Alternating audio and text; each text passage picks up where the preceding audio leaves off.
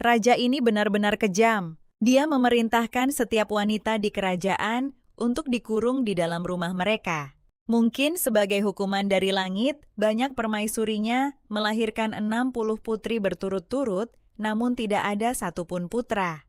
Marah dia mengusir puluhan selirnya. Meski begitu, dia tetap teguh pada keyakinannya bahwa putra lebih berharga daripada putri. Ketika ratu akan melahirkan, dia berdoa dengan putus asa kepada langit untuk seorang putra. Ahli nujum kerajaan bahkan meramalkan bahwa anak ini akan menjadi pewaris, ditakdirkan untuk memimpin kerajaan elf menuju kejayaan yang lebih besar. Sementara itu, di sebuah perpustakaan dari dunia lain, seorang gadis telah tinggal di sana selama sebulan penuh. Dia terpikat oleh keajaiban buku, terpesona oleh bagaimana buku-buku itu mengungkapkan pemikiran orang-orang dari berabad-abad yang lalu. Tiba-tiba, dia menemukan sebuah kitab misterius dan di dalamnya terdapat kisah benua bintang bulan. Kerajaan elf, sebuah alam kuno dengan sejarah panjang dan termasyhur. Di antara para penguasanya adalah Ceno, salah satu raja elf terhebat yang menumpas pemberontakan dengan kekuatan dahsyat dan membawa kerajaan ke era keemasan. Namun dia juga seorang raja yang paranoid. Di bawah pemerintahannya istana tidak melihat jejak wanita. Raja berkehendak baja ini mencari setiap alasan untuk mengusir wanita dari kehidupan publik, mengurung mereka di dalam dinding rumah mereka. Terobsesi dengan gagasan memiliki seorang putra untuk mewarisi takhta. Dia akhirnya memiliki putri yang tak terhitung jumlahnya, tetapi tidak ada satupun pangeran. Adegan bergeser. Saat gadis itu asyik dengan bukunya, dia tidak sengaja jatuh dari tangga saat buku itu mengenai lantai. Kilatan cahaya muncul dan dia merasa dunia berputar di sekelilingnya. Ketika dia membuka matanya lagi, dia terkejut. Mengapa semuanya terlihat begitu nyata? Dan yang mengejutkannya, raja yang duduk di singgasana itu sangat tampan.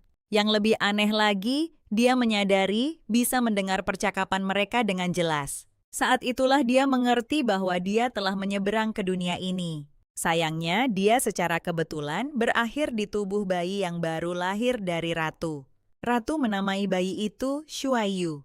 Ya, dia telah menjadi bayi kecil. Hal pertama yang raja lakukan setelah menggendongnya adalah mengangkat pakaiannya dan memeriksa jenis kelaminnya.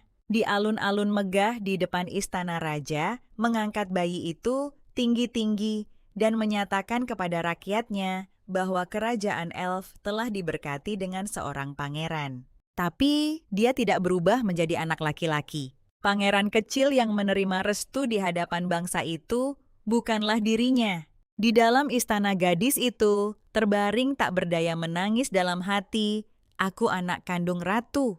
Ratu juga dipenuhi keputusasaan karena raja telah mengumumkan kepada dunia bahwa dia telah melahirkan seorang pangeran, menamainya Xiaoban. Shuayu yang malang bagaimanapun ditinggalkan sendirian. Kebenaran itu kejam. Raja yang paranoid itu telah menggunakan anak adik laki-lakinya untuk berpura-pura sebagai putra ratu.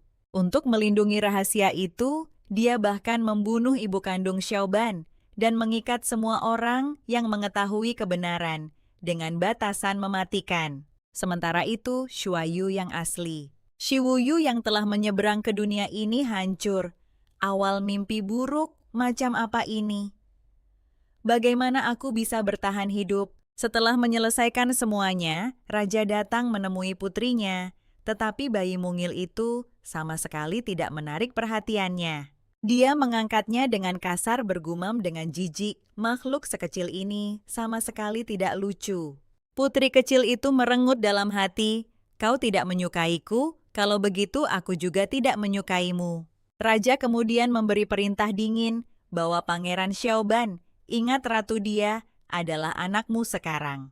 Melirik jijik lagi pada sang putri, dia menambahkan, "Minta dia, kirim dia ke Menara Dewa." Menara Dewa yang disebut-sebut itu sebenarnya adalah tempat pengorbanan. Siapapun yang dikirim ke sana hanya menghadapi kematian jiwa mereka, dikatakan direnggut oleh para dewa. Mendengar ini sang putri menangis terseduh-seduh. apakah kau benar-benar ayahku? Siapa yang bisa sekejam ini? Sang ratu ambruk dalam keputusasaan menangis sambil memohon, Shuayu adalah darah dagingku sendiri. Kumohon rajaku selamatkan dia. Aku akan mengirimnya pergi dan tidak ada yang akan tahu identitas aslinya. Untungnya raja berwajah dingin itu masih memiliki sedikit belas kasihan. Sebelum pergi, dia hanya mengucapkan satu peringatan, pastikan aku tidak pernah melihatnya lagi. Sebuah kereta diam-diam keluar dari istana dan di tempat terpencil sang ratu menyerahkan Shuyu kepada seorang pria. Sejak saat itu, ibu dan anak akan terpisah selamanya. Mereka terpaksa menjalani hidup masing-masing secara terpisah, meskipun sang ratu dipenuhi kesedihan. Dia tidak punya pilihan jadi putri yang baru lahir itu dikirim pergi. Beberapa hari kemudian, di sebuah puri di pinggir kota kecil, sekelompok pelayan berbisik-bisik di antara mereka sendiri. Aku dengar Baron membawa pulang seorang anak. Dia sudah punya 3 putra, dan sekarang seorang putri tidak sah dari luar nikah. Nyonya rumah yang malang, dia pasti patah hati. Di dalam kamar Baron Nyonya itu membaca surat dan menghela napas dalam-dalam. Anak ini benar-benar menyedihkan. Tiba-tiba, dengan suara dentuman keras pintu terbuka lebar. Itu adalah putra kedua Baron Anna bersama dengan yang tertua Muriel dan yang termuda Avery. Mereka baru saja mendengar dari para pelayan bahwa ayah mereka telah membawa pulang seorang anak.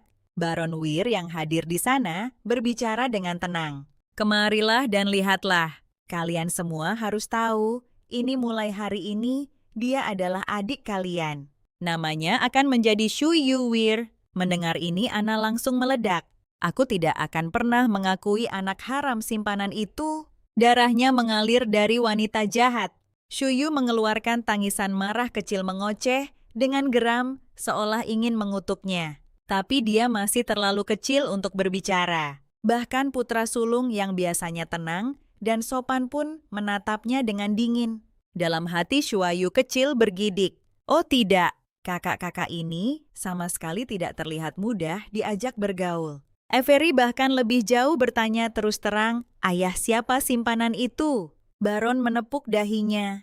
Kesalahpahaman ini semakin tidak terkendali. Nyonya yang tahu kebenarannya dengan cepat turun tangan. Aku sudah memaafkan ayahmu. Jangan kita bahas ini lagi. Anna berteriak marah ibu ini tidak sepadan. Orang tua itu seharusnya tinggal saja dengan selingkuhannya. Melihat situasi semakin tak terkendali, Nyonya itu dengan tegas menghentikan mereka.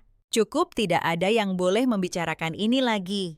Yang ku tahu hanyalah Shuayu, sekarang adalah bagian dari keluarga kita. Mendengar ini, Anna hampir pingsan karena marah. Dia keluar dengan membanting pintu di belakangnya. Baron dan istrinya saling bertukar pandang tak berdaya. Sepertinya anak-anak benar-benar tidak bisa menerimanya. Tapi orang itu telah melakukan kebaikan yang sangat besar bagi kita.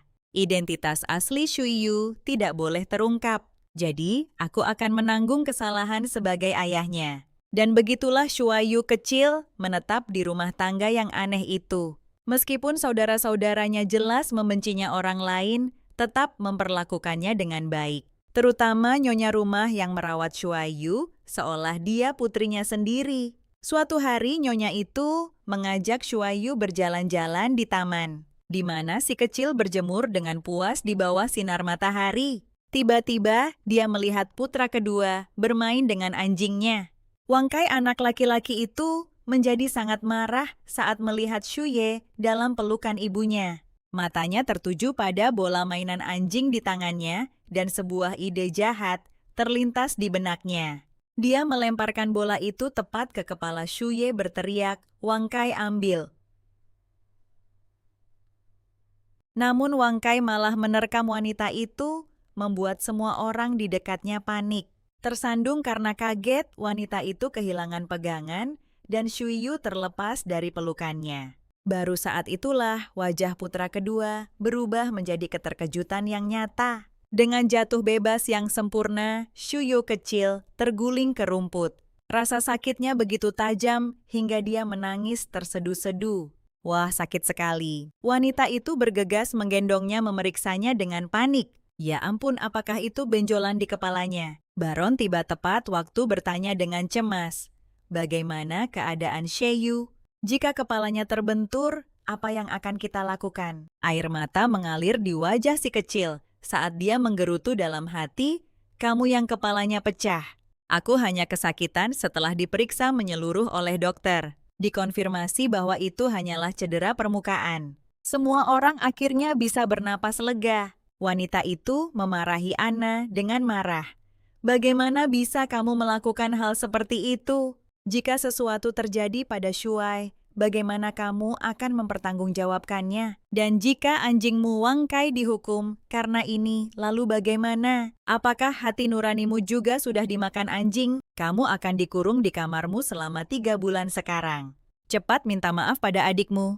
Meskipun dimarahi Anna, masih terlihat enggan dan menantang. Kakak sulung menekan bahunya dengan tangan yang kuat, berkata dingin, kali ini kau sudah keterlaluan. Avery lalu mendekat dan berbisik kepada kakak keduanya. Gadis itu penyihir, jangan macam-macam dengannya. Kau bodoh.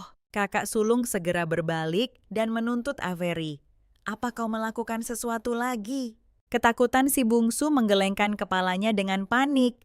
Dan aku tidak melakukan apa-apa. Tapi kakak sulung mencengkeram kerahnya dan memperingatkan dengan tegas. Apa kau tahu hukuman karena menggunakan sihir hitam pada orang biasa? Avery pucat karena takut segera mengaku, tolong jangan hukum aku kakak. Aku hanya menggunakan mantra terlemah. Aku hanya mengutuknya agar kehilangan 5 pon. Tapi kemudian, aku menyadari dia sepenuhnya kebal terhadap sihir hitam. Jika dia bukan penyihir, lalu dia apa? Ekspresi kakak sulung menjadi dingin saat dia menatapnya tajam. Kau berani sembarangan menggunakan sihir hitam pada seseorang. Ketika Anna datang dengan enggan ke sisi tempat tidur untuk meminta maaf, wajahnya tiba-tiba memerah. Sejujurnya, Shui Kao sudah menyadarinya. Dulu saat dia terlempar ke tanah, ekspresi Anna penuh kepanikan dan kekhawatiran. Dia tidak benar-benar bermaksud menyakitinya. Dia hanya bersikap kekanak-kanakan, mencoba menakut-nakuti orang luar itu. Dengan pemikiran itu, Shu Kao memberinya senyum manis dan bergumam kakak. Satu kata, itu membuat wajah Anna memerah padam. Dia benar-benar tersenyum padaku. Dia tiba-tiba menjadi bingung tidak tahu harus berbuat apa. Ketika Shuayu mengulurkan tangan mungilnya, dia secara naluriah meraihnya, diliputi oleh perasaan aneh yang menghangatkan hati. Jadi begini rasanya punya adik perempuan. Anna merasa seolah hatinya terhantam tepat di dada. Menyaksikan pemandangan itu, Baron dan istrinya akhirnya merasa lega. Bagaimanapun juga, anak-anak itu berhati polos. Sejak hari itu, Anna praktis tinggal di kamar bayi masuk setidaknya 10 kali sehari. Melihat antusiasmenya sang nyonya, hanya bisa menghela napas dan mengingatkannya, adikmu perlu tidur. Kenapa kamu tidak bermain di luar saja? Tapi Anna memasang wajah memelas. Ayah memerintahkan aku untuk tetap di dalam, jadi aku tidak bisa pergi kemana-mana. Kenapa adikku tidur begitu lama? Baiklah, aku akan menemaninya saja. Sementara itu, Wang Kai yang malang anjing itu praktis mati gaya karena kesepian. Anna bahkan mendesak ibunya, ibu harus istirahat, aku akan menjaganya. Sang nyonya berpikir putranya akhirnya menjadi dewasa. Tapi bagi Shuayu ini jauh dari kabar baik. Ketika dia melihat Shuayu terbaring diam, Anna panik. Jangan bilang dia berhenti bernapas.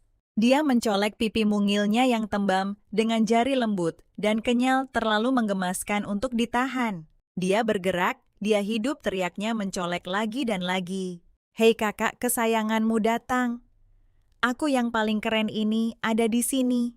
Bangun dong. Terbangun kaget karena suara itu, Shu kecil mengerang dalam hati. Aku baru saja bermimpi 10.000 gagak berkaok bersamaan. Jangan-jangan ini ulah bocah ini? Dia melambaikan tinju kecilnya mengoceh marah.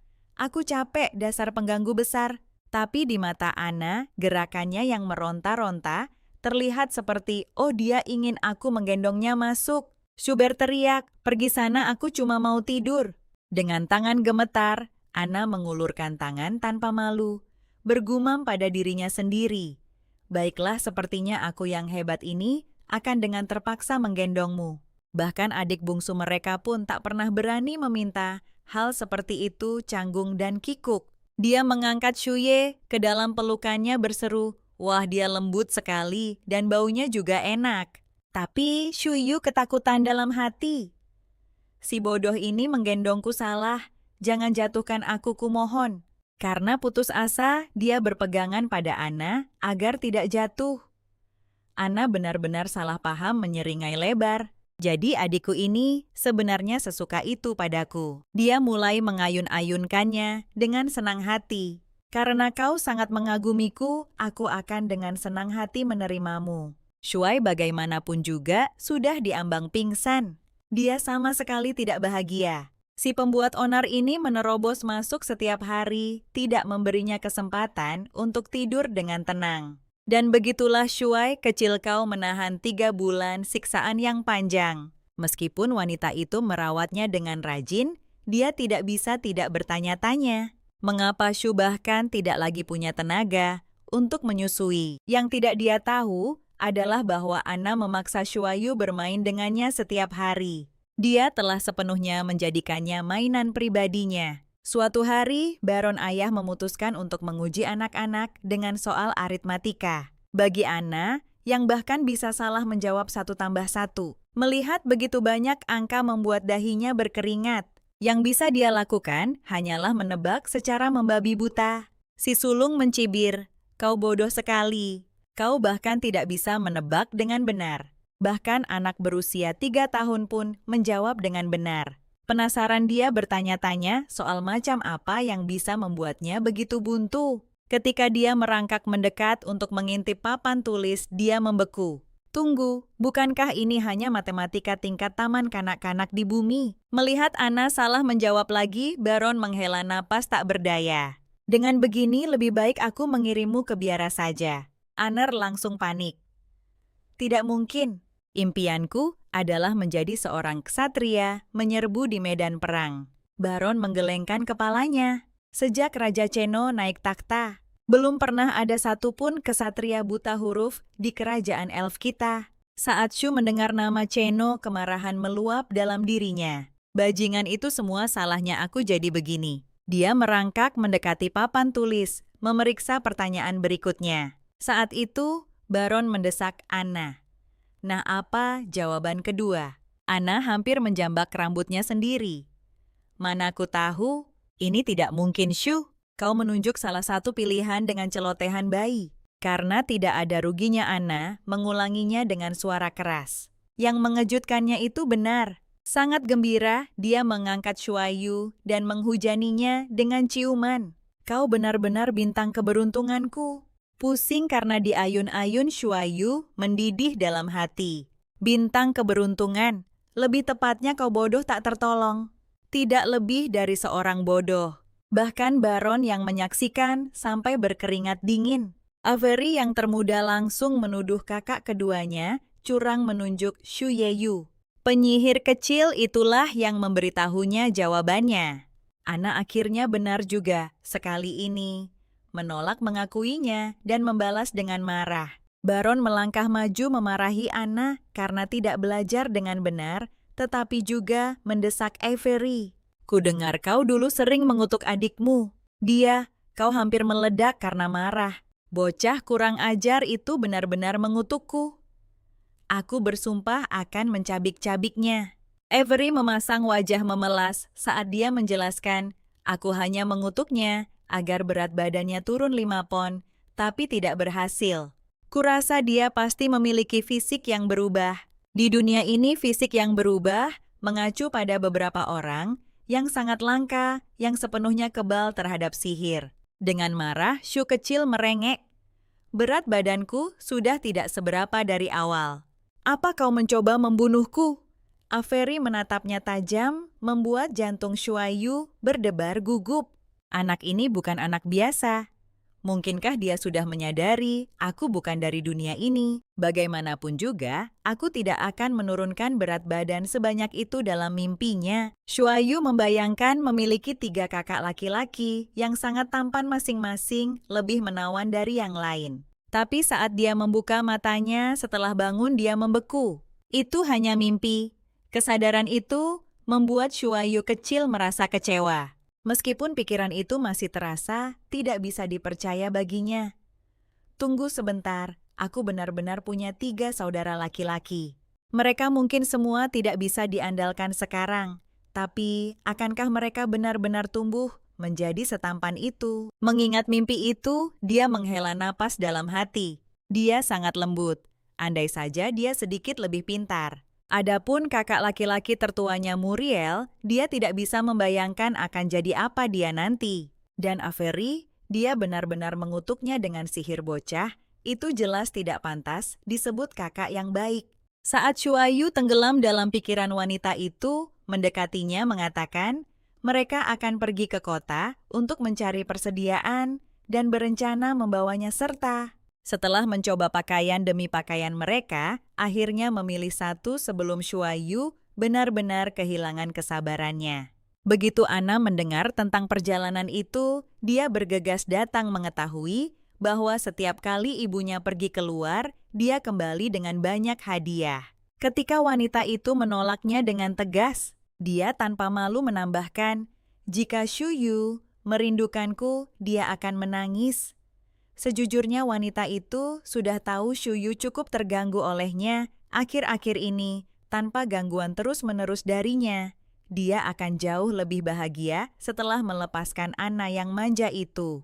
Kelompok itu akhirnya berhasil masuk kota dengan selamat memandangi arsitektur yang menyerupai Eropa abad pertengahan dari bumi.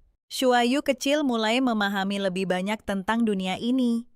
Dia kemudian mendengar penduduk kota mendiskusikan menara para dewa.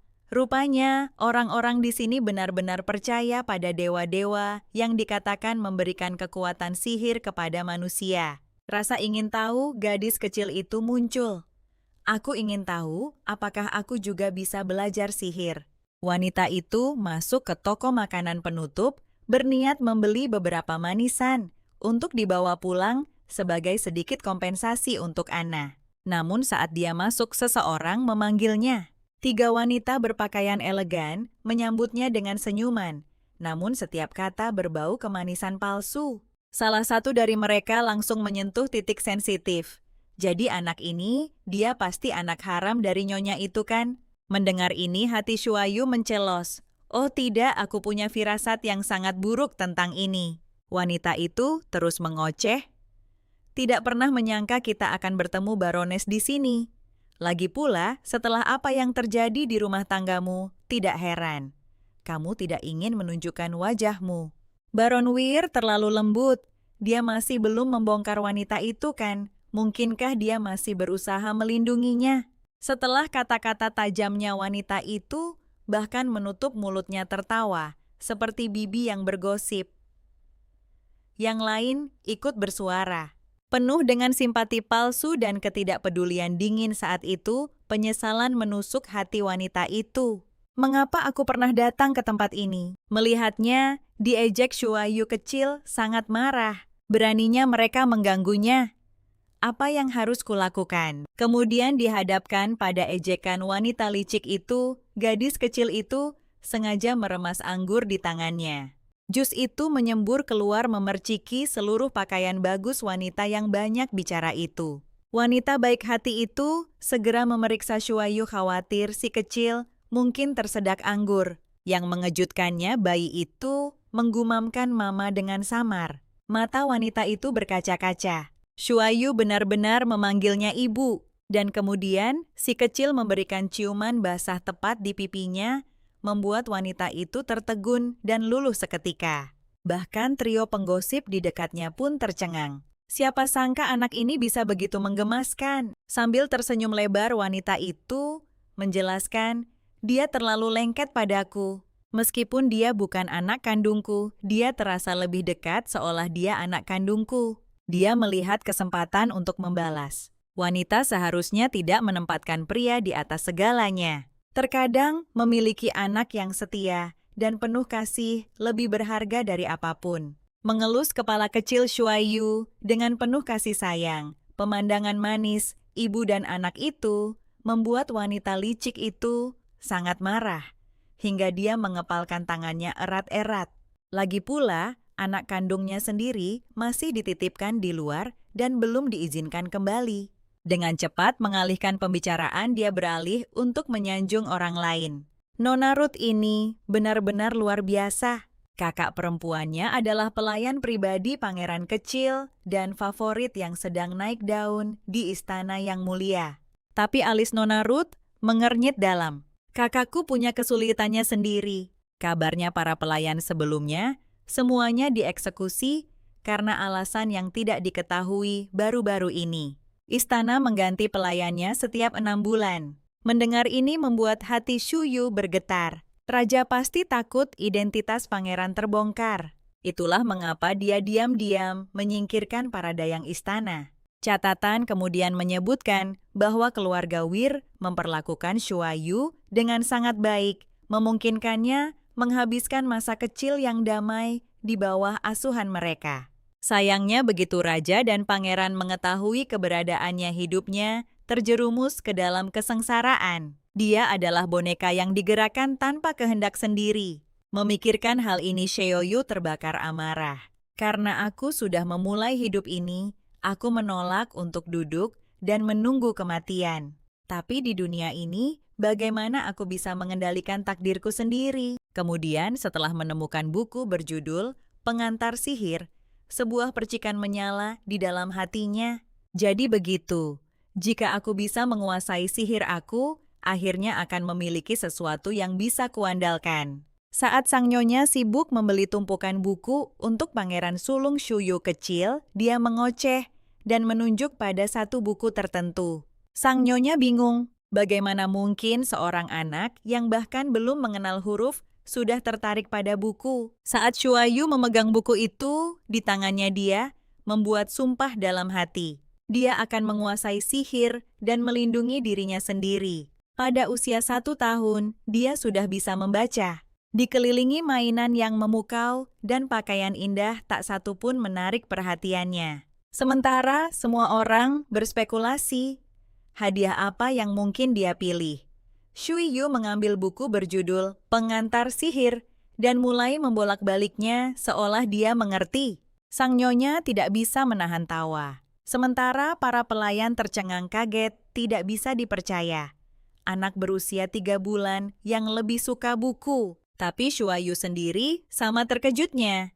Tulisan dunia ini seharusnya asing bagiku, namun aku bisa memahami setiap kata dari buku itu. Ia mengetahui bahwa sihir di benua bintang bulan diyakini memiliki 2 asal-usul. Satu aliran mengklaim para dewa menciptakan dunia dan mantra adalah kunci untuk membuka kekuatan ilahi. Aliran lain berpendapat bahwa dunia terbuat dari berbagai elemen dan mantra berfungsi dengan mengatur elemen-elemen itu secara berurutan. Singkatnya, untuk menguasai sihir seseorang harus terlebih dahulu mempelajari bahasa mantra. Saat Shu Yu tenggelam dalam studinya, seorang pelayan mulai melambaikan mainan kucing di depannya, hampir membuatnya gila. Apa aku terlihat sebodoh itu? Menjadi bayi terlalu sulit? Aku hanya ingin membaca dengan tenang. Dari sudut matanya, ia melihat kakak tertuanya diam-diam membaca. Shu Yu menatapinya dengan iri. Kapan aku akhirnya akan tumbuh dewasa seperti itu? Tak lama kemudian waktu makan malam tiba, namun Shu Yu kecil masih memegang bukunya erat-erat, membaca dengan saksama. Nyonya merasa aneh. Ia tidak bisa mengerti mengapa Shu Yu tidak lagi suka tidur, hanya memegang buku sepanjang hari. Bisakah anak sekecil itu benar-benar memahami apa yang ia baca? Avery dengan cepat memanfaatkan kesempatan itu untuk berseru. Lihat, sudah kubilang dia penyihir, tapi kau tidak mau percaya padaku. Sebagai balasannya, Anna memberinya tatapan peringatan yang tajam. Baron Wir bagaimanapun merasa senang. Anak-anak tumbuh begitu cepat. Tak lama lagi Shu Yu akan duduk di meja makan bersama kita. Begitu kata-kata itu terucap, tiba-tiba seluruh ruangan ditelan kegelapan. Shu Yu tiba-tiba menyadari bahwa bahkan di dunia ini, pemadaman listrik bisa terjadi. Lalu tanpa peringatan, bola api menyala bersinar stabil di tangan Muriel. Dengan sekali sapuan tangannya wus, seekor phoenix api raksasa muncul mengelilingi ruangan dengan megah. Mata Shui terbelalak kaget, tapi tak lama kemudian kegembiraannya meluap. Ini sihir. Phoenix API itu melesat lewat menyalakan lilin-lilin di sepanjang dinding. Dan dalam sekejap ruangan itu bersinar terang seperti siang hari. Shuayu kecil benar-benar terpukau. Kakak sulungnya adalah seorang penyihir agung. Hanya dengan lambaian tangannya, dia bisa memanggil api yang berkobar. Dan dia tidak bisa tidak mengaguminya dalam-dalam. Sejak hari itu, Shuayu sering merangkak ke pintu kakak sulungnya berkhayal bahwa suatu hari nanti dia juga bisa belajar sihir. Tapi Muriel yang dingin akan selalu menggendongnya dan mengembalikannya langsung kepada nyonya. Awasi Shuayu, jangan biarkan dia menggangguku. Baginya Muriel tampak seperti iblis. Pada saat-saat itu menakutinya begitu parah hingga dia tidak berani bernapas. Akhirnya dia telah menghadapi rintangan tak tergoyahkan pertama di dunia ini. Tidak peduli seberapa keras dia mencoba bertingkah lucu atau ceria, kakak sulungnya tetap sama sekali tidak tergerak. Pada usia 15 tahun, Muriel adalah definisi baku dari seorang jenius. Di kerajaan elf, di mana pendidikan publik masih belum berkembang, kecemerlangannya yang luar biasa menarik perhatian seorang bijak yang merekomendasikannya untuk masuk lebih awal ke akademi kerajaan. Namun sifatnya dingin dan acuh tak acuh. Di luar studinya, tidak ada hal lain yang bisa membangkitkan minatnya. Suatu hari di luar akademi kerajaan Ana, diutus untuk mengantarkan sesuatu kepada kakak laki-lakinya. Yang mengejutkannya, ia melihat Muriel diikuti oleh sekelompok gadis, salah satunya dengan berani mengajaknya makan siang. Muriel melirik Shuyu, sebuah kilatan muncul di matanya. Ia menggendongnya dan menjawab dengan dingin, "Maaf, aku harus menjaga adik perempuanku." Baik Ana maupun Shuayu tertegun. "Sejak kapan kakak pernah menjaganya?" Mendengar ini wajah gadis itu muram dan ia berbalik pergi dengan kecewa. Muriel menjelaskan dengan tenang, itu adalah Putri Adipati. Dia bukan seseorang yang bisa kita sakiti. Bagaimanapun di antara jajaran bangsawan Baron berada di posisi paling bawah, dan keluarga Wir tidak lebih dari itu. Melihat Putri Adipati pergi, Muriel menyeringai tipis. Shuyu cukup berguna sebagai alat. Sejak saat itu, ia bahkan membawa Shuyu kecil ke dalam kelas, menggunakannya sebagai perisai untuk menjauhkan gadis-gadis lain yang mungkin mengganggu studinya.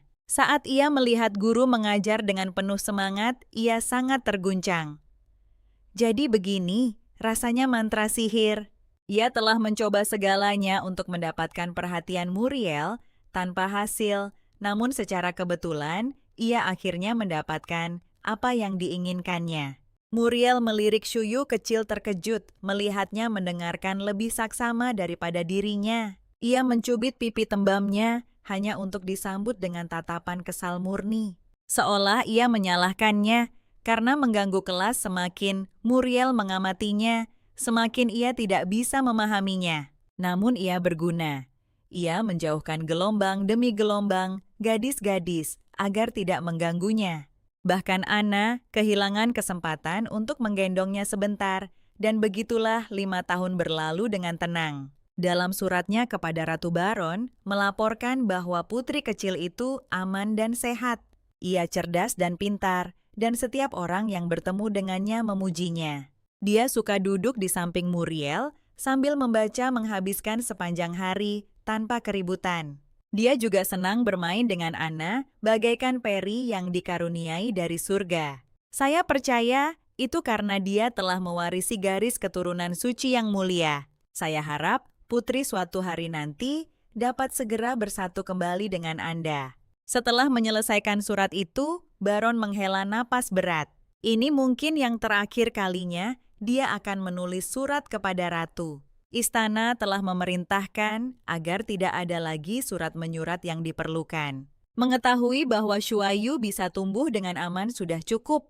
Pada saat itu Shuayu kecil sedang menceritakan kepada semua orang kisah gadis berkerudung merah, sesuatu yang belum pernah mereka dengar sebelumnya. Namun orang tua angkatnya tidak bisa menghilangkan perasaan bahwa ini bukanlah pertanda baik sepenuhnya. Untuk Shuayu, dia sama sekali tidak terlihat seperti anak biasa. Dia terlalu pintar, terlalu pengertian seperti orang dewasa kecil yang terperangkap dalam tubuh anak-anak. Baron sendiri menjadi gelisah. Jika kecerdasannya tetap terbatas di pedesaan, mungkin tidak masalah. Tetapi jika seorang pangeran atau menteri memperhatikannya, dia bisa terseret ke dalam intrik istana yang berbahaya. Dan kemudian, identitas aslinya mungkin tidak bisa lagi disembunyikan. Tepat pada saat itu, terdengar ketukan di pintu. Muriel masuk dan berbicara terus terang. Shuyo sudah berusia 5 tahun. Dia seharusnya sudah punya guru privat sekarang. Apa yang ayah dan ibu rencanakan? Baron dan istrinya saling bertukar pandang. Tidak yakin bagaimana harus menanggapi Muriel melanjutkan. Shuyo berbakat. Mungkin bahkan lebih dari saya pada usianya. Dengan pendidikan yang layak suatu hari, dia bisa menjadi seseorang yang dikagumi seluruh kerajaan. Nyonya itu langsung panik. Bukankah itu justru yang paling kita takuti? Aku hanya ingin Shuayu tetap di sisiku aman dan sehat. Muriel menjadi gelisah. Ibu, bagaimana ibu bisa berkata begitu? Bukankah ibu selalu memperlakukan Shuyu seperti anak ibu sendiri? Namun sebelum dia melanjutkan, Baron memotongnya dengan dingin. Dia masih terlalu muda. Kita akan membahas ini nanti. Suara mereka yang meninggi dengan cepat menarik perhatian para pelayan, yang berbisik-bisik di antara mereka sendiri. Mereka berdebat tentang Nona Shuyu. Muriel selalu patuh. Siapa sangka dia akan menentang Baron demi dia. Kata-kata ini sampai ke telinga Avery. Sudah tidak senang, kekesalannya semakin menjadi-jadi. Dia menuju kamar ayahnya, ingin melihat apa yang sedang terjadi. Saat itu Brak, Muriel keluar dengan marah, mengabaikan panggilan adiknya. Pergi tanpa menoleh ke belakang. Melihat ini, hati Avery semakin gelisah. Mengapa perhatian kakak hanya tertuju pada penyihir kecil itu? Dulu ibu dan saudara-saudaranya sangat menyayanginya. Dia adalah pusat kasih sayang keluarga. Tapi sejak Shuayu tiba, semuanya telah berubah. Tidak ada yang memperhatikannya lagi, bahkan saat dia lapar. Ibunya hanya akan menyuruhnya meminta makanan pada koki. Semua orang berputar di sekitar anak haram itu. Mengapa dia bisa mengambil semua yang seharusnya menjadi milikku? Saat itu Shuyu mendorong pintu terbuka. Avery mengertakkan giginya dan memaksakan kata-kata itu keluar. Aku tidak akan pernah menerimamu. Pernyataan itu membuat Shuyu terpaku di tempat. Hatinya tenggelam dalam kekecewaan. Jadi benar, kau tidak bisa membuat semua orang menyukaimu di keluarga ini. Dia satu-satunya yang masih membenciku sungguh. Tidak peduli di dunia manapun kau berada, kau tidak akan pernah bisa lepas dari kutukan PR. Saat itu Ana sangat sedih. Di hari seindah ini, aku hanya ingin bermain di luar. Memeluk Shuyo, dia merengek. Wah, apakah karena aku bodoh dan tidak bisa mengerjakan PR-ku, sehingga kamu tidak mau bermain denganku lagi? Shuyo menghela napas dalam hati. Kakak ini baik dalam segala hal, kecuali otaknya yang lebih kecil dari kenari. Dia pernah mendengar bahwa Muriel pernah bertengkar dengan Baron karena dirinya. Baron mungkin takut bahwa jika dia menerima pendidikan yang layak dan menarik perhatian seorang bijak kerajaan, identitas aslinya akan terungkap. Dan memang sejarah mencatat bahwa kejatuhannya terjadi justru karena identitasnya terungkap. Namun jika dia menolak pendidikan, dia akan tetap lemah dan biasa saja. Dalam hal itu, Muriel tidak salah, begitu pula Baron tidak salah. Dia hanya ingin melindunginya, tetapi Shuayu bertekad dalam hati. Aku tidak bisa membiarkan mereka terus bertengkar karena aku. Dengan pemikiran itu, dia bergegas ke kamar Muriel mengusulkan bahwa dia akan belajar sendiri. Muriel yang cerdik langsung melihat maksudnya. Kamu hanya mengatakan ini karena kamu tidak ingin aku bertengkar dengan ayah, kan? Tapi sudahkah kamu mempertimbangkan jika begitu orang luar mungkin akan mengira kamu diperlakukan berbeda hanya karena kamu anak haram? Shuayu kecil menjawab dengan tegas. Aku tidak peduli apa kata orang lain. Aku tahu ayah ibu dan kakak-kakakku semuanya menyayangiku. Itu sudah cukup. Muriel terdiam sejenak, lalu bertanya dengan terkejut, "Jadi kamu bilang aku juga menyayangimu?" Gadis kecil itu membusungkan dada dengan percaya diri. Tentu saja. Muriel tidak bisa menahan diri untuk tidak mengelus kepalanya dengan penuh kasih sayang. "Jangan khawatir, aku tidak akan bertengkar dengan ayah dan ibu lagi. Tapi tunggu, serahkan saja padaku. Aku punya rencana sendiri." Beberapa hari kemudian, Puri itu menyambut seorang tamu terhormat. Shu kecil yang penasaran mengintip dari ambang pintu dan melihat bahwa itu tidak lain adalah Tabib Agung Dr. David. Dia datang berharap untuk menjadikan Muriel muridnya, mempersiapkannya untuk karier masa depan di bidang pendidikan. Dan hari ini dia mencari persetujuan Baron dan Nyonya. Mendengar ini, Baron dan istrinya tentu saja senang. Lagi pula, Dr. David adalah cendekiawan terkenal. Saat mereka berbincang, seorang pelayan masuk membawa buah, namun menabrak Shu Yu kecil yang sedang mengintip. Tepat saat Shu Yu mulai meminta maaf, Muriel tiba-tiba memanggilnya masuk. Terkejut dipanggil namanya, dia melangkah, maju bingung mengapa dia dipanggil. Muriel berbalik ke arah cendekiawan itu dan berkata, "Ini adik perempuanku Shui yang kuceritakan padamu." Dr. David terkejut. Dia tidak menyangka Muriel yang dingin dan menjaga jarak akan berbicara begitu sayang tentang adik perempuannya. Namun Muriel dengan cepat meluruskan ekspresinya dan menjawab dengan dingin, "Bukan sayang, kata yang tepat. Sebut saja jiwa yang sejiwa. Nanti kau akan melihat sendiri bahwa adikku sama sekali tidak biasa." Setelah itu, dia memanggil Shuayu mendekat, mengisyaratkan padanya untuk memberi hormat kepada Dr. David. Saat dia mendengar nama Dr. David, jantung Shuayu berdebar kencang. Ini adalah cendekiawan agung kerajaan elf, penasihat paling disukai Raja Cheno. Ketakutan melandanya. Jika dia sampai masuk akademi kerajaan dan identitas aslinya terbongkar di hadapan raja, itu akan menjadi bencana. Satu-satunya pilihannya adalah menyembunyikan kecemerlangannya. Jadi, dia segera berpura-pura malu-malu, berpegangan erat dengan gugup di sisi kakak laki-lakinya. Muriel terkejut dengan perilakunya, sementara Baron diberitahu secara diam-diam. Sebuah desahan lega. Reaksi anak ini seolah dia mengerti persis apa yang kutakutkan. Kemudian Ana menarik Shu Yu kecil, membujuknya dengan sabar. "Kau bisa melafalkan 10 digit terakhir, Pikan." Tapi Shu Yu pecah tangisnya meratap. "Kakak aku tidak sanggup." Ana sakit hati. "Kau bukan adikku, kembalikan Shu Yuku yang asli." Seperti yang diduga, Dr. David yang menyaksikan adegan ini mengabaikannya dengan gelengan kepala. Baginya anak itu tidak ada yang istimewa, tentu saja bukan anak ajaib yang digambarkan Muriel. Setelah berhasil melewati dengan aman, Shuayu menghela napas lega. Kini Dr. David kemungkinan tidak akan memperhatikannya lagi, dan pasangan aneh itu akhirnya bisa tenang. Tapi kemudian ia teringat mereka baru saja menyebut ratu. Sejak hari ia dilahirkan, ia belum pernah melihat ibunya sekalipun. Apakah ibu baik-baik saja? Dengan pemikiran itu, ia memutuskan untuk menyelinap mendekat dan menguping. Pada saat itu pembicaraan beralih ke Kaisar Cheno. Selama bertahun-tahun, ia telah memadamkan pemberontakan yang tak terhitung jumlahnya dan bahkan membawa ras seperti peri malam di bawah panjinya. Sungguh salah satu raja terhebat dalam sejarah peri.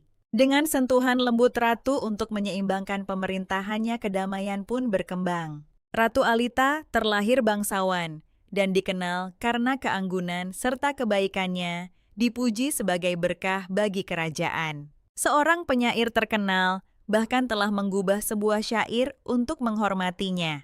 "Tak ada bunga yang luput dari layu atau busuk, namun musim panas abadimu takkan pernah pudar." Shu Yu tiba-tiba melafalkan baris itu dengan keras, baru kemudian menyadari dengan ngeri bahwa ia baru saja mengutip puisi yang ia ingat dari buku sejarah. Tepuk tangan pun menyusul. Dr. David tersenyum hangat. "Nak, bagaimana kau tahu puisi ini?" Shuyo dengan cepat berpura-pura polos. Seorang penyair keliling di Puri pernah membacanya, jadi aku menghafalnya tolong. Dr. David mengeluarkan sebuah amplop. Sepertinya kita sudah memiliki kandidat yang sempurna untuk undangan ini. Setiap bulan Yang Mulia Ratu mengadakan perjamuan kerajaan. Jika dia tahu bahwa seorang anak berusia 5 tahun sudah bisa melafalkan syair-syair yang ditulis untuk memujinya, dia pasti akan sangat senang. Memegang undangan itu, Shuye menjadi bingung secara naluriah, melirik ke arah Baron. Baron ragu-ragu, membiarkannya hadir berisiko, tapi ini adalah perjamuan ratu.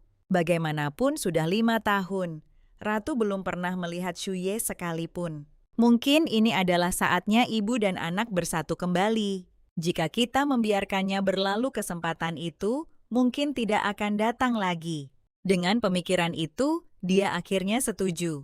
Dr. David tersenyum lebar, sangat bagus. Kalau begitu, seluruh keluargamu harus mempersiapkan diri untuk menghadap Yang Mulia. Ratu mengasihani ratu.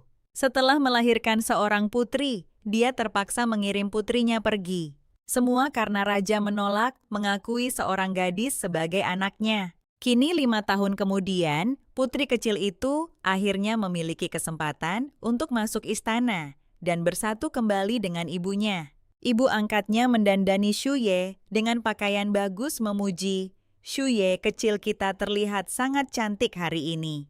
Bagaimanapun sejak kemunduran keluarga Wir, tidak ada seorang pun dari keluarga itu yang menginjakan kaki di istana kerajaan selama 20 tahun terakhir. Bahkan Ana yang nakal menjadi serius, sibuk mengurus pakaiannya. Topi biasa tidak akan pernah sepadan dengan wajah setampan ini. Muriel yang dingin juga rajin berlatih etiket kerajaan. Seluruh keluarga sibuk dengan persiapan. Semua orang, kecuali Avery yang duduk merajuk di sudut, masih dipenuhi kebencian terhadap Shuye. Melihat kemuramannya Xiaoyu, dengan ceria mengundang, "Ikutlah denganku ke perjamuan." Dalam hati dia berpikir, "Aku sudah mengatakannya dengan lantang, sekarang sebaiknya kau menghargaiku." Tapi Avery yang selalu menentang mencemooh, "Siapa yang mau pergi?" Ucapan itu membuat Shuayu geram. Bocah ini sulit sekali.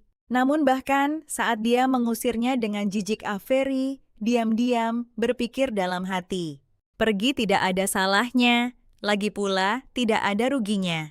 Sementara itu, di dalam istana kerajaan Dr. David mendesak raja yang keras kepala untuk mendukung usulannya tentang sistem pendidikan nasional.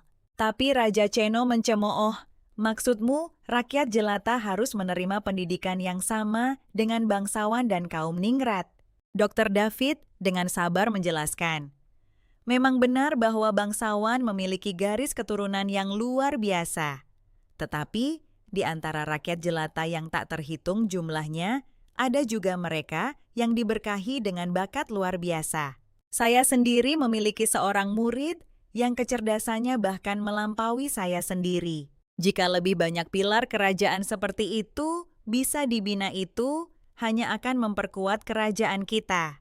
Mendengar ini, raja terdiam dalam pikiran, lalu dengan enggan mengangguk setuju.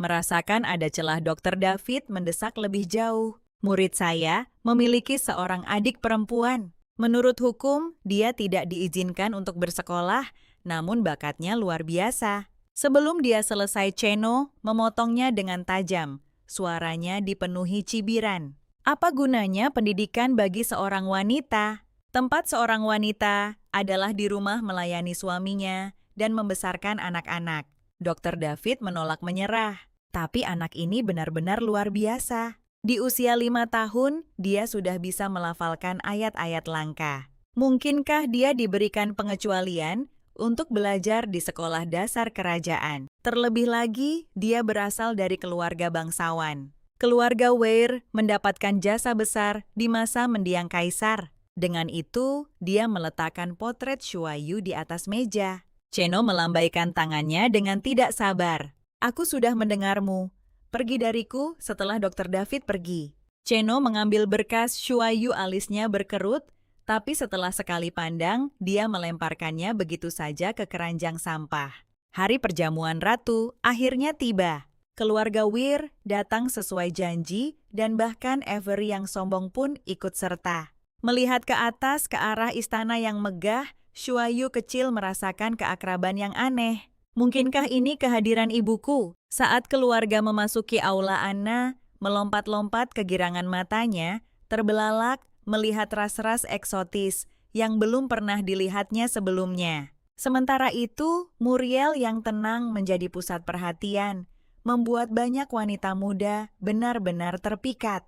Namun Baron dan istrinya segera menerima kabar yang menyedihkan. Ratu karena sakit tidak akan menghadiri perjamuan. Dia tidak akan bertemu ibunya malam ini. Hati gadis kecil itu mencelos. Pesta meriah itu tidak berarti apa-apa lagi baginya. Menarik lengan Baron dengan lembut dia, berbisik bahwa dia ingin pergi ke kamar kecil. Dengan hati yang berat, Shuyo mengembara tanpa tujuan. Sejarah mengatakan putri yang diasingkan itu tidak pernah bersatu kembali dengan ratu. Tolong biarkan aku bertemu ibu lain kali. Tanpa disadarinya, dia sudah tersesat terlalu jauh. Ketika dia akhirnya tersadar akan sekelilingnya, oh tidak, di mana aku? Dalam kehidupan sebelumnya, dia selalu tersesat, dan sekarang bahkan di dalam buku, rasa arah yang putus asa itu mengikutinya. Di jalan yang sepi, Shuayu kecil, gemetar kakinya bergetar, tak terkendali karena ketakutan. Tiba-tiba, suara gemerisik datang dari belakang. Dia berbalik dengan cepat dan membeku di tempat. Sosok menjulang mengulurkan tangan besar ke arahnya membentak, "Siapa kamu? Mengapa kamu menyusup ke sini?" Shuyo benar-benar ketakutan, keringat dingin mengalir di wajahnya saat tubuhnya bergetar tak berdaya. Pada saat itu, dia teringat peringatan wanita itu di dalam istana. Jangan bicara dengan siapapun kecuali ratu sendiri. Jadi, dia mengatupkan bibirnya rapat-rapat, menolak untuk menjawab. Namun, ketika dia akhirnya melihat wajah pria itu, dengan jelas teror melandanya, begitu hebat, hingga dia hampir roboh di tempat. Setelah sedetik tertegun, dia lari panik. Oh tidak, tidak dari semua orang. Kenapa aku harus bertemu dengan pria terkutuk Cheno itu? Jika dia menangkapku, habislah aku. Menggerakkan kaki kecilnya secepat mungkin, dia berlari sekencang-kencangnya dengan putus asa. Namun tiba-tiba, 5 penjaga kekar menghalangi jalannya, dan salah satu dari mereka menangkapnya dalam sekali rengkuh. Dia meronta-ronta dengan liar, masih berusaha melarikan diri. Namun sesaat kemudian, dia diserahkan kepada raja. Cheno mengulurkan tangan dengan ketenangan dingin dan menangkapnya menggantung tak berdaya di udara. Shuyo mendonggak, dan ketika dia memastikan bahwa itu memang Cheno, wajahnya menjadi pucat pasi. Tatapan dinginnya mengunci padanya cukup tajam untuk menembus daging seolah dia ingin mengakhirinya saat itu juga. Shuyo kecil mengepalkan tinjunya erat-erat, menahan air mata dengan sekuat tenaga. Namun aura menindas yang terpancar dari Cheno sangat luar biasa. Iblis seperti berdiri di hadapan iblis itu sendiri. Beraninya kau menerobos istana kerajaan, dasar kurang ajar. Tidakkah kau tahu mengganggu yang mulia adalah kejahatan yang bisa dihukum mati? Ketakutan, Shuayu mencoba mundur, tetapi seorang penjaga menangkapnya dan menyeretnya, pergi mengancam akan memberinya makan kepada serigala sampai tidak ada yang tersisa kecuali kotoran. Dia menangis, mengulurkan tangan kecilnya ke arah ayahnya, memohon belas kasihan hanya untuk mendengar perintah dinginnya, bunuh dia. Dia dieksekusi di tempat. Namun ketika dia berkedip, dia menyadari dengan terkejut bahwa itu semua hanyalah imajinasinya. Gemetar dia mendongak menatap ayahnya dengan ketakutan. Apa yang harus kulakukan? Akankah dia membunuhku? Tidak, dia tidak tahu siapa aku. Aku seharusnya aman kan? Namun tubuhnya menolak untuk berhenti gemetar. Raja Cheno melihat keadaannya yang menyedihkan, merasakan sedikit kejutan. Ketakutan lemah tersesat dia, tampak tidak lebih dari seekor anjing liar tanpa rumah. Dia berbalik dan memerintahkan dengan dingin, "Cari tahu dari mana anak ini berasal." Seorang penjaga segera melapor, "Hari ini adalah perjamuan ratu. kemungkinan besar dia menyelinap keluar dari sana. Dia telah menyinggung Yang Mulia. Haruskah saya menyeretnya pergi dan mengeksekusinya? Namun yang mengejutkan mereka, Cheno melambaikan tangannya dengan acuh.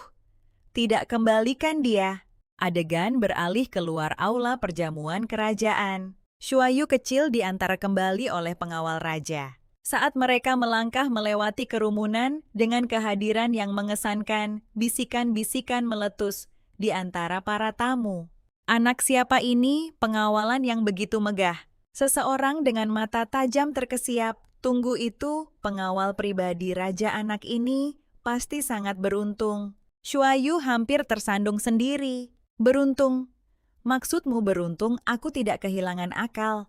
Hanya karena melihat rombongan pengawal itu pergi. Dia akhirnya menghela napas lega panjang. Baron dan istrinya bergegas menghampirinya, kepanikan terpancar di wajah mereka. Astaga Shuayu, kami kira kami kehilanganmu. Shuayu dengan cepat menjelaskan bahwa dia hanya tersesat dan diantar kembali oleh para penjaga. Tapi dia diam tentang pertemuannya dengan Raja Cheno. Tidak perlu membuat orang tua angkatnya khawatir. Dia selamat untuk saat ini, kakaknya berkomentar santai. Mungkin adik perempuan sudah dikutuk, hanya untuk dipukul kepalanya oleh ibu mereka, meninggalkan benjolan besar. Sejak Shuayu kembali dari istana, dia menolak untuk bangun dari tempat tidur. Setiap kali dia teringat tatapan tajam dan garang ayahnya, rasa takut menghantuinya, membuatnya gelisah. Seolah-olah ada duri yang menancap di punggungnya. Keluarga Wir semakin khawatir. Shuyu tampak terbebani oleh ketakutan yang tak terucapkan. Bukan lagi anak yang ceria seperti dulu. Muriel menyuarakan kekhawatirannya. Shuyu tidak pernah semalas ini sebelumnya. Mungkinkah dia sakit? Namun pemuda cerdas itu segera berpikir ulang. Di perjamuan dia diantar kembali oleh pengawal raja. Apakah sesuatu terjadi di dalam istana? Sementara itu, di istana kerajaan Raja Cheno duduk termenung. Tiba-tiba dengan jentikan jari yang tajam berkas yang dia buang ke tempat sampah, melayang ke udara, dan mendarat rapi di tangannya, menunjukkan bahwa dia adalah seorang ahli sihir. Saat dia mengamati potret Shuayu lagi, bahkan Cheno tampak sedikit terkejut. Jadi anjing liar menyedihkan dari malam itu adalah dia. Keesokan harinya, di kantor kepala sekolah, Muriel baru saja melangkah masuk pintu ketika Dr. David menyambutnya dengan senyum lebar. Kabar baik aku, akhirnya berhasil melakukan apa yang kau minta dariku. Yang Mulia telah setuju Shuayu boleh bersekolah di sekolah dasar kerajaan. Tapi jangan senang dulu. Raja bersikeras untuk mewawancarainya secara pribadi. Sesampainya di rumah Muriel, tidak membuang waktu untuk membagikan berita itu kepada Shuayu. Saat mendengar wawancara dengan ayahnya, Shuyu nyaris ambruk. Kakak, apa kau bercanda? Ini sabotase saudara yang keterlaluan. Sama sekali tidak menyadari Muriel terus menyemangatinya. Selamat Shuyu. Shiryu diambang air mata berpikir dengan putus asa. Apakah begini caraku menemui ajalku? Selama Dewan Bangsawan yang diselenggarakan oleh Raja Kemarahan meledak saat mereka mendengar, mereka diharapkan mendanai sekolah untuk rakyat jelata. Mengapa rakyat jelata harus belajar membaca? Satu-satunya tujuan mereka adalah bekerja untuk kita. Orang tua bodoh David itu seharusnya digantung. Raja Cheno melihat protes egois mereka, hatinya dipenuhi dengan penghinaan. Parasit serakah ini. Saat itu juga seorang penjaga melangkah maju. Yang Mulia gadis kecil yang dijadwalkan untuk wawancara telah tiba.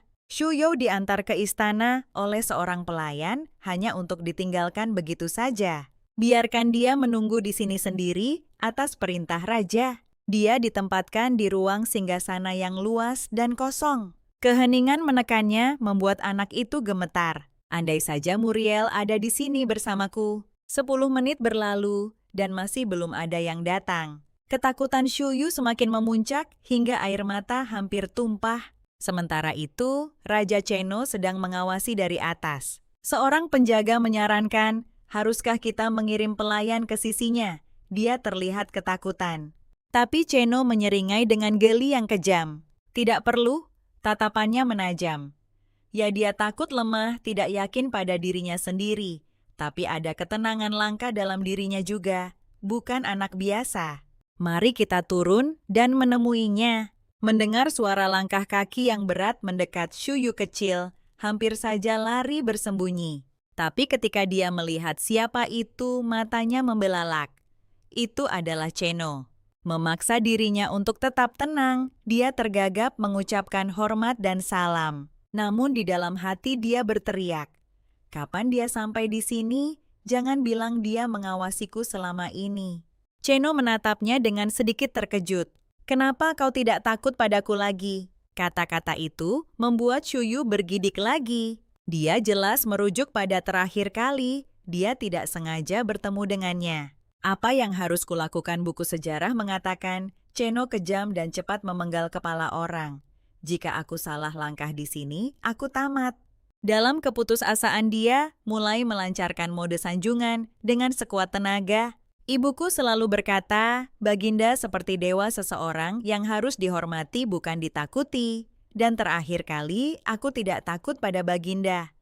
Aku takut pada hal yang tidak diketahui yang mengintai dalam kegelapan. Hanya penjahat tak bernama yang menakutkan. Pria berstatus tidak akan pernah merendahkan diri pada kejahatan seperti itu. Setelah mengatakan itu, Shuye dengan sombongnya berpikir, aku sudah cukup memujimu. Pasti dia tidak akan menghukumku sekarang kan? Namun Cheno langsung mengetahuinya. Dia tahu kata-kata gadis kecil itu tidak tulus, tapi dia tidak marah. Bahkan, sanjungan semacam itu adalah sesuatu yang sudah sangat dikenalnya. Itu mengingatkannya pada seorang anak laki-laki dari masa lalu yang pernah merendahkan diri dengan putus asa di hadapan kakak perempuannya. Mengenyahkan ingatan tidak menyenangkan itu, Cheno kembali menatap Shuye. Apakah kamu ingin bersekolah di sekolah dasar kerajaan? Dia berpikir, kamu bahkan tidak ragu. Ya dia menyahut cepat. Dalam hati dia berpikir, karena tidak ada jalan keluar dari ini, maka aku akan menjadi penyihir yang maha kuasa. Hanya dengan begitu, aku bisa mengendalikan takdirku sendiri. Mendengar ini, Cheno tersenyum tipis penuh pengertian. Jawaban itu tulus. Adegan berganti. Cheno sebenarnya sedang minum teh bersama Shuye. Di dalam hati Shuye hampir pingsan. Ya Tuhan, bagaimana aku bisa duduk sedekat ini dengan kaisar berkepala babi itu? Tiba-tiba Cheno bertanya, mengapa kamu ingin belajar? Kamu baru 5 atau 6 tahun. Bukankah seharusnya kamu menikmati masa kecilmu daripada membenamkan diri dalam buku? Shuye ragu sejenak sebelum mengangkat kepalanya dengan tekad bulat. Aku ingin menjadi penyihir. Dia tidak tahu pria di hadapannya tak lain adalah penyihir terkuat di seluruh benua elf. Mendengar pernyataannya yang berani, Raja tak bisa menahan senyum. Riley, jadi kamu pikir kamu bisa mengabaikan batasan garis keturunan dan mengejar kehebatan hanya dengan usaha. Yang tidak dia sadari adalah bahwa gadis kecil yang menggemaskan ini sebenarnya adalah putrinya sendiri. Dengan santai Cheno bertanya, kakakmu dia belajar di akademi kerajaan kan? Mata gadis itu berbinar saat dia dengan bangga menjawab ya. Kakakku Muriel luar biasa. Dia dipilih oleh cendekiawan agung dan diterima tanpa ujian. Jauh di lubuk hati Shuye berpikir, dan mungkin kaisar keras kepala ini tidak begitu menakutkan setelah semua. Cheno menatapnya lama sebelum bertanya, jadi apa yang bisa kamu lakukan Shuye? Kamu membeku dan Cheno menyeruput tehnya dengan tenang. Apa kamu lupa ini wawancara? Tunjukkan bakatmu, aku yang akan menilai. Sawi kamu merasa terjebak? Jika aku menunjukkan sihir tingkat rendah itu, akan terlihat menyedihkan di depannya. Apalagi yang bisa kulakukan? Tiba-tiba, inspirasi muncul. Saatnya menunjukkan kepada mereka kehebatan pendidikan dasar bumi. Aku bisa melafalkan pi hingga 100 tempat desimal. Saat dia melafalkan 3,1415926, semua orang di ruangan itu ternganga. Seorang anak semuda ini mengingat semua 100 digit. Luar biasa. Namun sebelum ada yang sempat berseru, Cheno membanting cangkir tehnya ke meja. Dengan suara retakan tajam energi gelap memancar darinya. Saat gelombang ketakutan menyelimuti dadanya, ketakutan mencekik yang sama, seperti yang pernah ditimbulkan oleh kakak perempuannya. Wajahnya berkerut dalam bayangan saat dia berdiri tiba-tiba. Pengawal singkirkan dia dari istana. Dia benar-benar kebingungan. Apa salahku? Gumam seorang penjaga yang kebingungan. Secara keseluruhan dia luar biasa. Aku bahkan memverifikasinya dengan sihir penilaian. Setiap digit benar, tapi tatapan dingin Cheno langsung membungkamnya. Baru ketika dia mendengar para pelayan berbisik-bisik, dia menyadari kebenarannya. Hanya kakak perempuan mendiang penguasa Cheno yang pernah melafalkan 100 digit pi dengan presisi seperti itu. Jadi itulah mengapa dia teringat padanya dan Shuayu pun diantar ke kereta. Menatap istana yang memudar di kejauhan dia, menghela napas kekalahan. Bagus, aku baru saja merugikan diriku sendiri. Desas-desus menyebar bahwa ketika putri bungsu keluarga Weir bertemu Raja Baginda pergi dengan marah. Para bangsawan berbisik di antara mereka sendiri. Apa yang dia lakukan? Sungguh keberanian yang ceroboh. Keluarga Weir pasti dalam masalah sekarang. Shuayu melewati minggu yang cemas dan sulit, tapi syukurlah Cheno tidak memberi perintah untuk menghukum keluarga Weir. Ketika Ana mendengarnya, dia hampir meledak marah. Kali ini, undangan datang dari Dr. David dan semua cendekiawan terkemuka akan hadir di sana. Tapi Ana yang benci belajar hanya akan menganggapnya membosankan. Shuayu, kamu belum pernah bepergian jauh sebelumnya. Apa kamu tidak takut? Apa kamu sudah mengepak barang yang cukup? Jangan khawatir, Ibu. Dengan kakak Muriel di sana, aku akan baik-baik saja. Dr. David telah mengundang Muriel dan Shuayu untuk tinggal di kediamannya, konon untuk membahas proyek akademik khusus. Tapi Shuayu curiga ini adalah cara Muriel mengatur perjalanan untuk menenangkan pikirannya. Ayah, jangan khawatir. Aku akan menjaga Shuayu dengan baik, Muriel berjanji dengan tegas, namun Baron masih mengerutkan kening. Apa Dr. David benar-benar menulis namanya sendiri di undangan itu? Ya, dia salah satu orang kepercayaan raja. Kurasa Baginda tidak benar-benar marah. Lagi pula, mengapa seorang raja tersinggung pada seorang anak, tapi Ana membentak marah. Kakak, apa kau tidak merasa bersalah? Keluarga Weir mungkin diambang bencana, dan kau malah membawa penyihir kecil itu pergi bersembunyi. Berlagak seperti itu, tugas mulia. Tanpa berkata apa-apa lagi, Muriel meraih adiknya dan memberinya teguran keras. Kau bocah nakal kemari, apa kau sudah bersikap baik sekarang? Maka Muriel memulai perjalanan dengan Shuayu di sisinya. Sepanjang jalan dia bertanya dengan lembut, apa kau masih terganggu dengan wawancara raja? Dia tahu kakaknya mengatur perjalanan ke perkebunan ini hanya untuk menenangkan pikirannya. Dia tidak ingin kakaknya khawatir. Jadi setelah jeda, dia mengakui, ya awalnya semuanya baik-baik saja. Lalu tiba-tiba dia hanya mengerutkan kening dan pergi. Aku bahkan tidak tahu kenapa.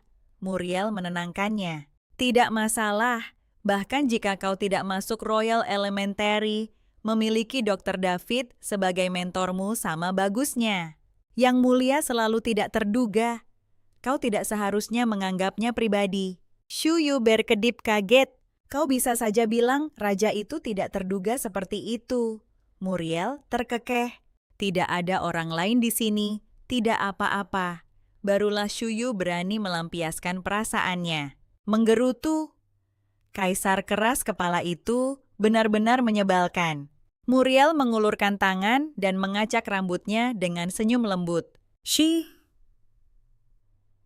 Shuyu, kau adalah anak pertama yang pernah diwawancarai langsung oleh raja. Itu saja sudah merupakan pencapaian yang patut dibanggakan. Kehangatan menyebar di dada Shuayu. Kakak Muriel memang yang terbaik. Setelah terbuka padanya, hatiku terasa jauh lebih ringan. Mungkin dia benar-benar memiliki semacam sihir yang menyembuhkan orang. Di Kastil Devonshire, Dr. David sudah menunggu kedatangan mereka. Muriel melangkah maju dengan membungkuk sopan. Maafkan kami telah mengganggu Anda, Guru. Dr. David terkekeh. Omong kosong. Aku punya banyak manuskrip yang butuh bantuanmu untuk disortir Shu. Kamu melirik sekeliling dengan takjub. Jadi ini adalah kediaman cendekiawan besar, terkenal Dr. David. Sangat elegan. Saat itu Yang Mulia muncul di luar. Seorang kesatria di sisinya memperingatkan, Baginda Dr. David sepertinya punya tamu. Haruskah kita mengubah arah? Ceno mencemooh, omong kosong apa ini? Sejak kapan Raja memberi jalan kepada siapapun? Beberapa saat kemudian, Raja diam-diam tiba di paviliun Kastil Devonshire. Dr. David menegang membungkuk dalam-dalam. Yang Mulia, kunjungan mendadak Anda mempermalukan rumah sederhana hamba. Hamba akan segera memerintahkan agar kediaman ini ditutup untuk mencegah gangguan. Ceno melambaikan tangan menolaknya. Tidak perlu istana pengap, jadi aku keluar jalan-jalan. Jangan sungkan, aku dengar Anda mengumpulkan para cendekiawan dan tokoh terkemuka di sini untuk mengerjakan buku pelajaran baru. Ya Baginda, jawab David cepat. Setelah Undang-Undang Pendidikan Umum disahkan, buku pelajaran akan dibutuhkan. Aku berencana untuk menyerahkannya setelah selesai. Banyak cendekiawan dan sastrawan berkumpul di sini sekarang. Jika mereka tahu Anda pribadi datang untuk mengawasi pekerjaan ini, mereka akan sangat merasa terhormat. Mata cendekiawan tua itu berkaca-kaca karena emosi. Hamba sungguh terharu Baginda. Besok pagi, hamba akan mengatur agar mereka menyambut Anda secara resmi. Ceno menepisnya dengan lambaian tangan. Lihat, jangan coba-coba mengatur jadwalku. Aku akan berkeliling sesukaku. Anda lanjutkan saja pekerjaan Anda. Keesokan harinya, Dr. David pergi menemui Raja, namun diberitahu bahwa Baginda telah pergi berburu. Dengan desahan dia bergumam, kehendak Raja memang tidak bisa ditebak. Sebaiknya aku menyesuaikan diri saja dengan apapun yang terjadi. Sementara itu, Shui Yu melahap makanan dengan gila-gilaan. Rasa makanan di sini sungguh menggoda. Tempat ini luar biasa surga mutlak. Kastil Devonshire dipenuhi dengan suasana artistik yang kaya. Shuayu langsung menyukainya dan bermain sepuas hati. Ketika perjamuan malam dimulai, Muriel membawa Shuayu bersamanya. Dia cemberut. Kalau tahu kita akan ke perjamuan aku, pasti sudah membawa gaun yang cantik. Dengan jentikan jarinya, Muriel menyulap gaun yang memukau untuknya. Mata Shui berbinar kagum. Wow, kakak bahkan tahu sihir transformasi. Muriel menjelaskan dengan santai. Itu hanya sihir ilusi tingkat menengah. Itu hanya akan bertahan 15 menit. Shuyo tidak peduli sedikit pun menyeringai bangga. Bahkan 1 detik pun sudah cukup. Aku yang paling cantik di sini malam ini. Setelah menghabiskan beberapa hari lagi menemani Shuyu, Muriel akhirnya beralih ke pekerjaan yang ditugaskan Dr. David. Tugas mereka adalah menyusun serangkaian buku teks dasar untuk kerajaan elf, mencakup semua bidang studi. Muriel menyarankan untuk menyertakan bahasa elf kuno, tetapi tidak dengan cara yang terlalu rumit. Dr. David setuju dengan ide itu, meskipun dia mengakui mereka masih belum menemukan judul yang tepat. Itu harus terdengar resmi dan bermartabat, namun tidak terlalu rumit. Saat itulah Shuyu menyela. Mengapa tidak menyebutnya buku teks standar untuk pendidikan wajib? Pendidikan harus menjadi kewajiban setiap warga negara. Beberapa cendekiawan mengerutkan kening, tetapi belajar seharusnya adalah kegembiraan. Mengapa menjadikannya kewajiban seperti pekerjaan? Shuyu menjawab dengan tegas. Jika pendidikan diserahkan pada pilihan banyak, yang tidak akan pernah mendapat kesempatan. Hanya dengan menjadikannya wajib bagi semua orang, kita bisa memastikan keadilan. Mari kita sebut ini buku pelajaran standar untuk pendidikan wajib. Generasi kita harus bekerja keras untuk ini. Dr. David terdiam sejenak, matanya berbinar.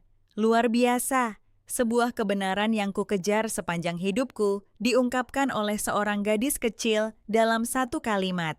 Pemuda yang kuat menciptakan bangsa yang kuat. Misi hidupku adalah menemukan bakat langka seperti itu.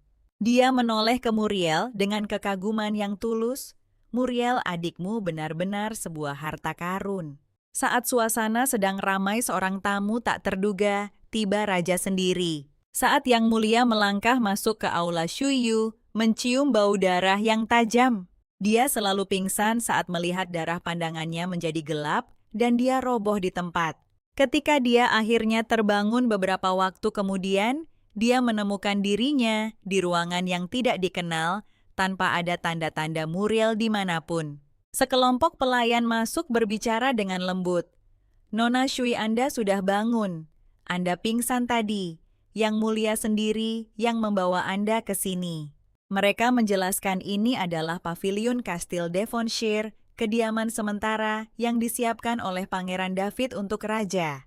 Pagi ini, Yang Mulia pergi berburu dan membawa kembali seekor beruang hitam. Itu dimaksudkan sebagai hadiah untuk para cendekiawan. Tapi sepertinya itu malah membuat Anda takut. Mata pelayan itu berbinar kagum. Beruang itu sangat besar dan menakutkan, namun raja membunuhnya dengan mudah. Benar-benar luar biasa. Hanya Shuyu yang merasa tidak nyaman. Pikiran untuk tinggal di kamar kaisar berkepala babi itu membuatnya ingin segera pergi. "Nona Shui, tidakkah Anda ingin beristirahat sebentar lagi?" desak para pelayan. "Kakakmu Muriel berkata dia akan berada di perpustakaan sampai larut malam. Jika Anda tidak ingin pergi ke sana," tapi Shuyu mengabaikan mereka dan bergegas ke perpustakaan untuk mencari kakaknya. Namun ketika dia melihat Muriel terlibat dalam diskusi sengit dengan para cendekiawan, dia secara naluriah ragu. "Aku tidak boleh mengganggunya yang tenggelam dalam dunianya. Dia bersinar seperti bintang.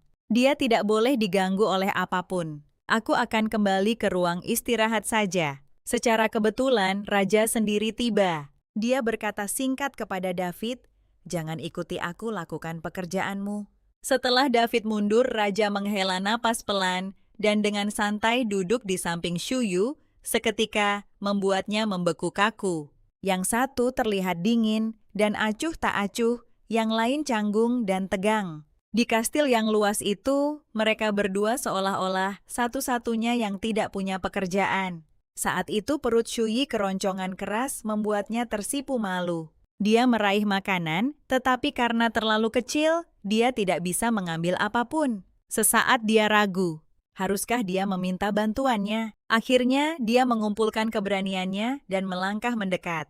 "Aku ingin kue Black Forest Tea itu. Bisakah Anda membantuku mengambilnya?" tanyanya pelan. Raja duduk diam, ekspresinya sedingin batu. Namun Shuayu tetap bertahan. "Aku tidak bisa meraihnya. Anda satu-satunya orang dewasa di sini." Setelah cukup gigih, Yang Mulia akhirnya mengulurkan tangan dan memberikan kue kecil itu kepadanya. Mata Shuyi melengkung membentuk senyuman saat dia berkata manis, "Terima kasih." Pada saat itu, raja menyadari betapa sangat berbedanya gadis ini dengan kakak perempuannya. Di antara mereka, suasana menjadi harmonis, secara tak terduga, bahkan terlalu harmonis. Ketika penjaga masuk, dia terpaku melihat pemandangan di depannya. Shuyo mengedipkan matanya dan berbisik, "Aku juga mau makaron rasa stroberi ya." Yang mengejutkan semua orang, raja benar-benar menurutinya, memberinya satu tanpa keluhan. Penjaga yang datang untuk melapor tertegun. Yang Mulia melayani hidangan penutup untuk seorang anak, dan gadis kecil ini benar-benar berani memintanya. Begitu penjaga maju, untuk urusan pekerjaan raja bangkit dan pergi. Namun Shuyu tampak sedikit enggan melihatnya pergi. Penjaga itu tak bisa menahan diri untuk bergumam, "Yang Mulia, Nona Shuyu benar-benar berhati baik. Dia sama sekali tidak menyimpan dendam. Bahkan setelah apa yang terjadi terakhir kali, yang bahkan membuatku gelisah, dia bersikap seolah tidak terjadi apa-apa." Mendengar itu, raja menatapnya tajam. Penjaga itu panik tergagap. "Hamba tidak bermaksud tidak sopan, Baginda. Hamba hanya berpikir Nona Shu, Yu benar-benar berbeda. Dia terasa jauh lebih dewasa daripada anak-anak lain." Raja menjawab dengan dingin, "Dia hanya anak nakal. Sekarang bicarakan urusanmu." Penjaga itu segera berdiri tegak dan melapor, "Baginda Putra Mahkota Kekaisaran Bore telah mengirim surat rahasia." Utusan itu telah diterima dan menunggu di luar.